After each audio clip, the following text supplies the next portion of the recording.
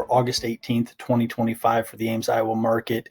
And the market is doing exactly what it's done over the years since I've been doing this for 10 years now. And yeah, we're going to start to see a little bit of a downtick until we get into September. So once we get into September, you'll see usually a little bit more of an uptick is the norm of what kind of happens. But through August, everybody's kind of changing the season, right? So everyone's going from their summer vacations and all those things and getting ready for school to get back in and for the weather to start to get colder. So sorry to say it, but I love fall. It's a good time. So here for the next 2-3 months, I enjoy the weather quite a bit, even though we started to shut my pool down. So, but jumping right into it here, going over the last week, we went from 122 listings down to 114. So that's pretty normal. Pendings,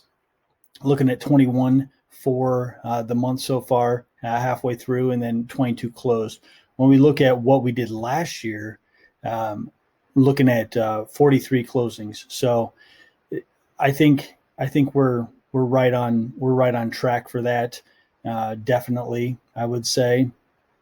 And when I start to look at what we pended, through July and or June and July, those numbers, I think we're going to see more, bunch more closings here towards the end of the month, but possibly even into September, some of them. So yeah, a lot of 30 to 60 day closings coming up here.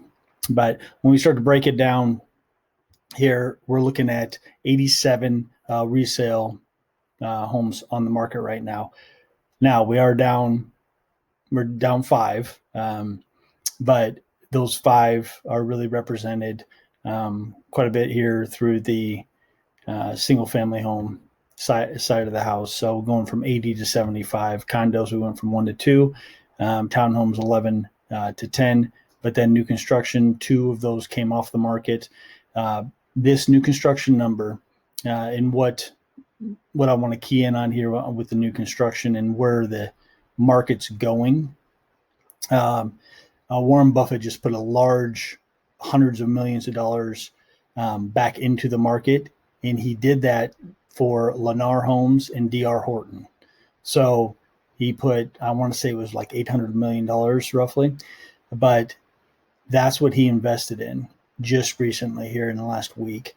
And what that tells you, since he's kind of good at what he does, is he's thinking there's going to be another resurgence of homes coming. So another big buy.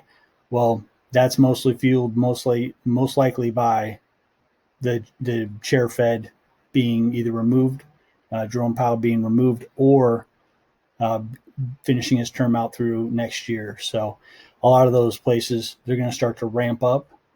If you know any other builders, start getting foundations in the ground. We're going to need a lot more homes for the spring. I can see the spring heating up quite a bit. If you see rates drop from 0.5 point to 1.5 points, that's going to be a really, really big influx of buyers coming back to the market.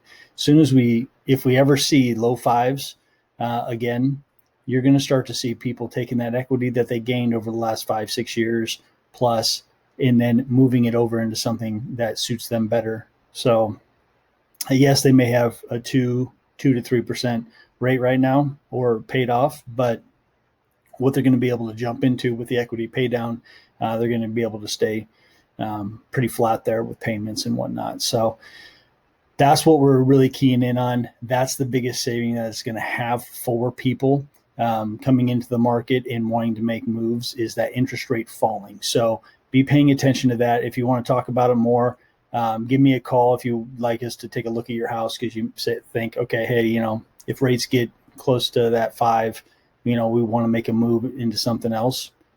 Start getting prepared now for spring. I know it's a ways away, but it's going to be here before we know it. And we just want to be ahead of the curve when we get to that point, if you do find something that you like. So that's all I've got for today. But if you need anything, we're here. And take care.